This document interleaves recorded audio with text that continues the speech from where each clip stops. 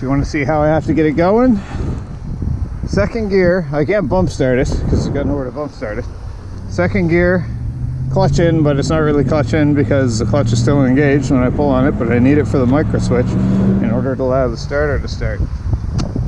I could do it a couple of times sitting on the seat, but I've had to stop a few times for intersections in traffic where I just couldn't cross, and now the battery doesn't have enough juice to push the bike and me with it in gear, so I have to start it on flat ground with the clutch in and then try and jump on the bike. So we'll see how this goes. The